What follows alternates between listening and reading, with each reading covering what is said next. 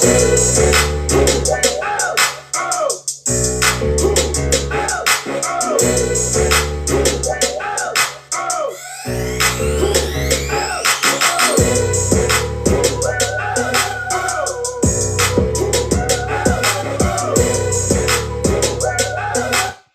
right, enough of that, enough of that. I am Coach O, and this is your National Scouting Service podcast show. And I have a very interesting topic that I'm going to bring to you all today. But before I do that, I need to give a big shout out to my nephew, Mario Mataman Lade. Today is his birthday. Happy birthday, nephew. I love you, man. Enjoy your day. And I hope a lot and plenty more blessings come your way. I also like to give a big shout out to my brother from another mother, Mr. Donnie Chapman. I had the opportunity to meet this young man through college. We played against one another. We was rivalries. Then we went on to get to play professional football together. We played arena ball together in Duluth, Minnesota, and we just became brothers. Know his family, knew his mother. She was like my mother. She passed of cancer. My mother passed of cancer. Love his dad. His dad like a father to me. His sisters. So big shout out to him. And he's also a proud member of Omega Psi Phi Fraternity Incorporated, which I am as well. So happy birthday to my brother, Mr. Donnie Chapman, a.k.a. D-Nasty, a.k.a. Deuce Dog, Spring of 93, the SS3, the Hard Way, Epsilon Delta, the Shark Chapter. Rue. All right, my brother, happy birthday to you, man, and I hope you enjoy your day. He's in Texas today as well. He's in Houston, so hopefully him and my niece, his daughter, so hopefully I get an opportunity to see him before he leave. I know you have a lot going on this weekend. I have a lot going on this weekend as well, but we did have the opportunity to chop it up on the phone. But as always, we always say we want to be able to put our eyes on one another when we this close. So God willing, hopefully we'll be able to make that happen. But if not, you know I love you, man, and nothing will ever change that. Now, let's get in today's chapter. Have you heard of the SB 538 that was signed alongside of the SB 178? This was done and signed in the state of Florida. But what if this was done in Texas? I know y'all don't know what I'm talking about, but I'm going to let you know what I'm talking about. What if Texas allowed booster clubs to supplement high school coaches' pay? Could it change the Texas high school sports forever? Now just imagine if you had a sponsor coming into the school with a lot of money, or a booster, or alumni that graduated from your high school, and he wanted to donate money to the coach's pay to help him evolve the program, have a better program, or bring in more players. Well, welcome to another episode of the National Scouting Service podcast. You know I am Coach O, where we bring you real conversations about high school, collegiate, and professional athletics. Today we're discussing the topic that has coaches, athletic directors, school board members, parents, and booster clubs talking across the country. Y'all know we have the NIL deal that's going on. We have players that's trying to transfer and they're getting blocked because they're saying it's for athletic reasons, which I've been saying for a long time. If a kid have already numerous schools that's pursuing him and he just weighing his options on where he want to go and he want to transfer, trust me, it's not because of athletic reasons. He already did what he had to do when he was at the previous school that he's trying now to leave. Maybe this kid didn't have opportunity experience in the playoffs. Maybe this kid did go to the playoffs, but he feel like they should have went further. Maybe this kid at the school he playing for is not getting the national exposure that he think he should be getting because of what he's doing on the field. I don't know. That's just my opinion, but here we go. What if Texas adopted a law similar to the Florida's, allowing booster clubs to financially supplement high school coaches' pay?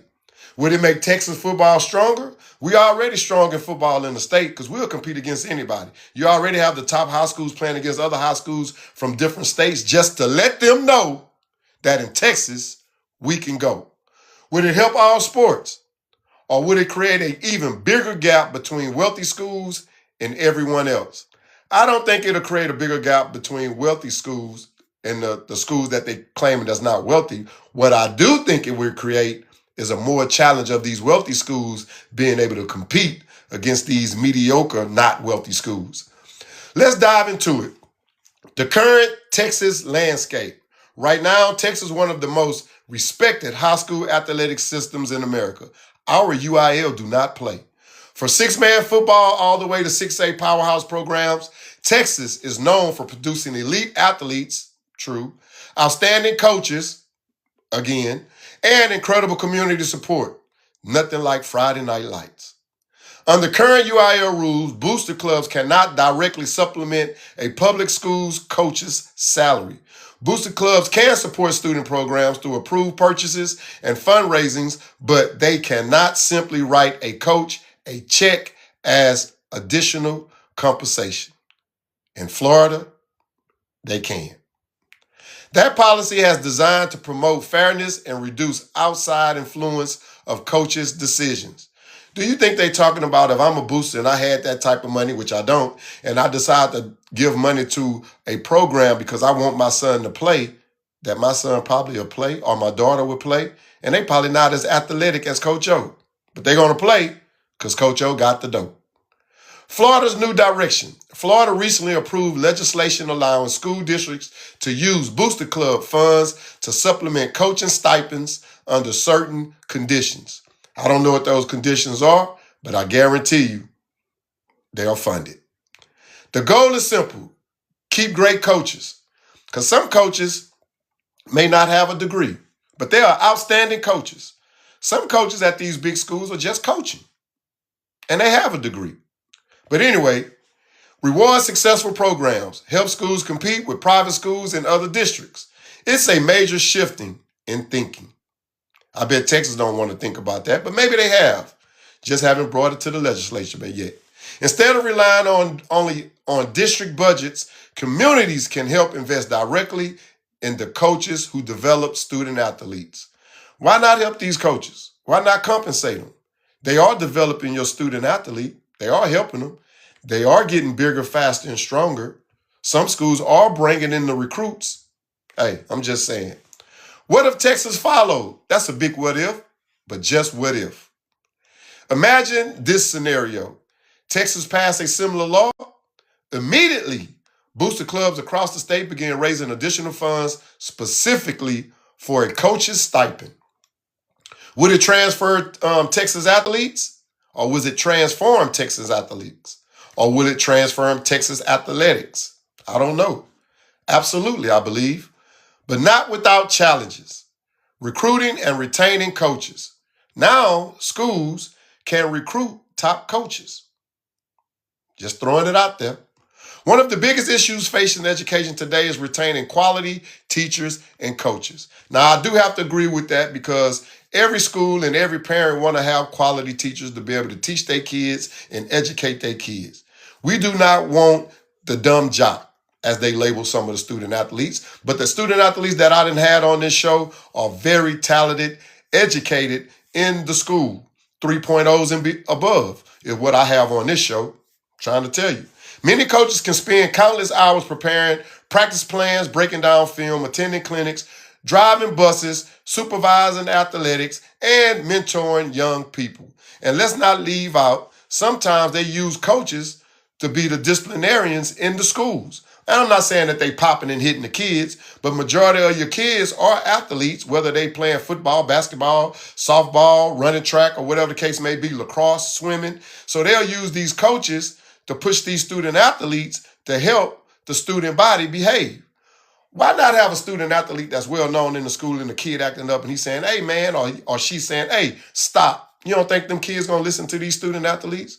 Because they the big names of the school. Just throwing that out there as well.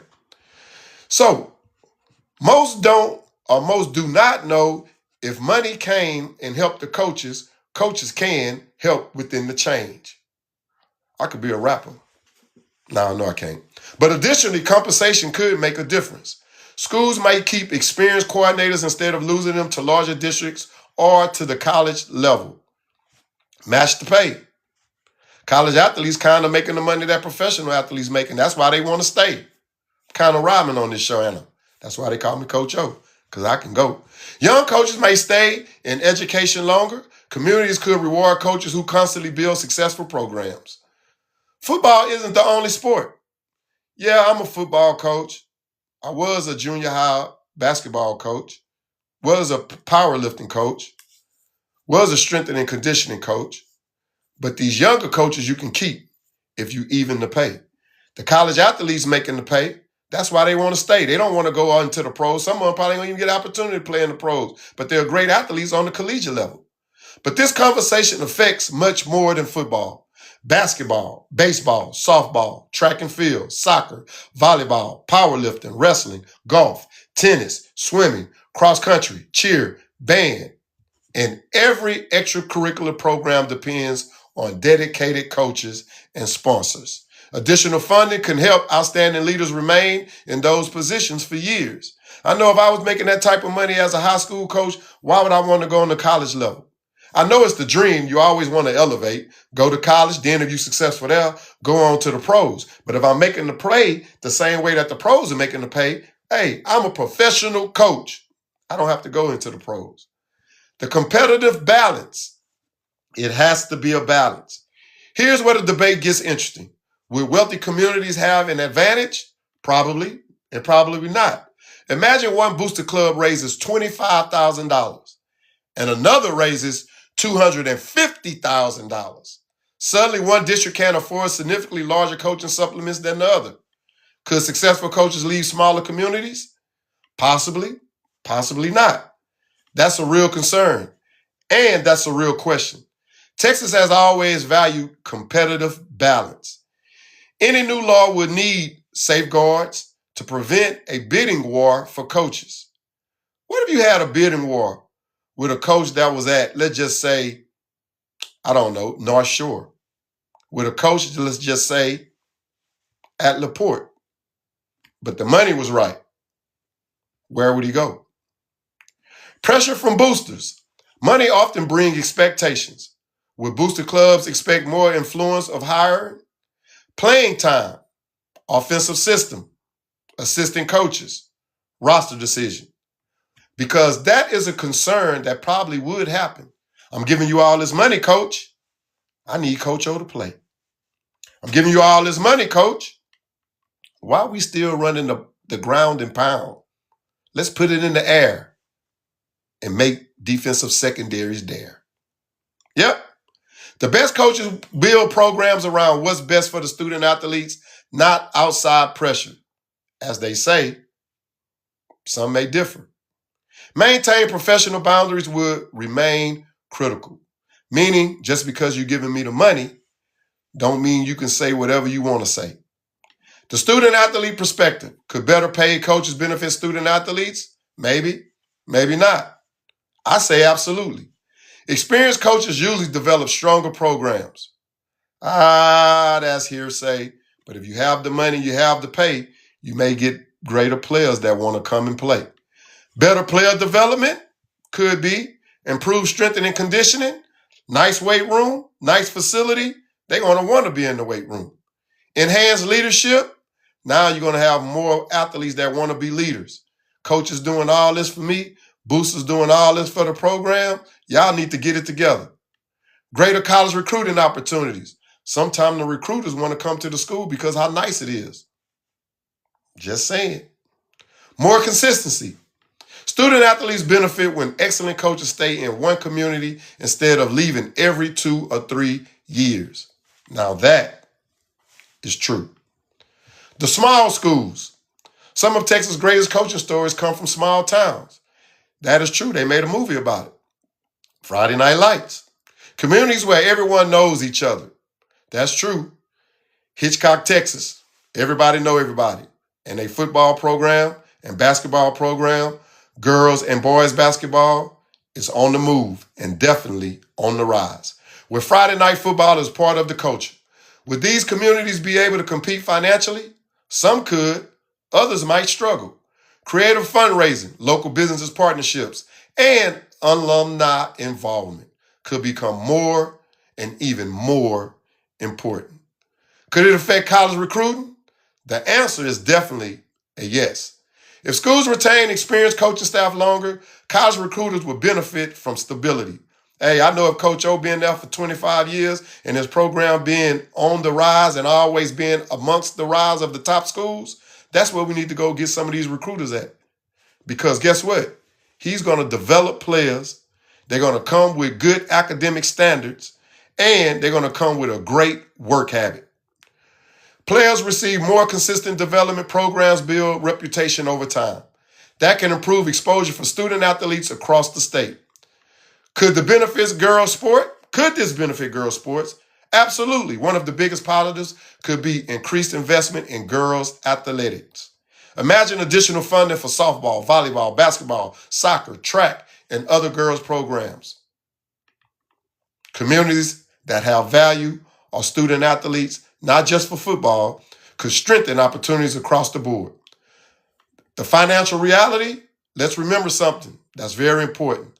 Most coaches are educators first, teaching all day, coaching after school, coaching on the weekend games, summer camps, strengthening and conditioning, film study, have to have that if you want to improve, parent meetings, got to answer to why your kid not playing, why your kid is not developing, why your kid may not be a fit for this program. I'm not saying for another program, but probably for this program. Long hours, staying up, upset about the loss, thinking about what he or she could have done better, taking the blame from the news, taking the blame from some parents, taking the blame from the parent coaches in the stands. Y'all hear him, y'all see him. Addition and compensation recognize the commitment many coaches already make to their students and their community. In closing, should Texas consider a law similar to Florida's? Some people will say absolutely. Some people will say no. Others will argue that education should remain free from booster-funded compensation. There are value points on both sides, in my opinion. The real question isn't just whether coaches should earn more or more pay. It's how Texas can continue supporting outstanding educators while protecting fairness, transparency, and opportunities for every student athlete, whether they attend a large suburban powerhouse or a small rural area county school. One thing is for certain, if Texas ever adopted this type of legislation, it would be one of the biggest changes in high school athletics in decades. The conversation would extend far beyond football. It will reshape coaching, recruiting, fundraising, and the community involvement throughout the state of the big state of Texas. What do you think? Would you support boosters funding coaching supplements in Texas, or should Texas keep the current UIL model? Let us know in the comments, inboxes. You can find us on all our social media platforms. Thank you for tuning in to the National Scouting Service Podcast Show. Again, I am Coach O. Don't forget to like, subscribe, and follow us on YouTube, Facebook, Instagram, TikTok, Stationhead App Radio. Download the app, follow National Scouting, submit 4 of your favorite music artists, and we'll promote your playlist on our podcast radio station as well as on Spotify. And whether or ever you go, you will get the latest and the greatest podcast news right here on the National Scouting Service Podcast Show. Until next time, ladies and gentlemen, and student athletes, and to educators and coaches across the world, and especially in the state of Texas, good luck this season. Keep supporting your student athletes. Keep building champions. And until next time, real talent, real stories, real exposure. I am Coach O, and we'll see you on the next episode of the National Scouting Service Podcast Show. And always make sure you follow National Scouting Service. Again, I am Coach O, and as always, at the end of every show, I have to go.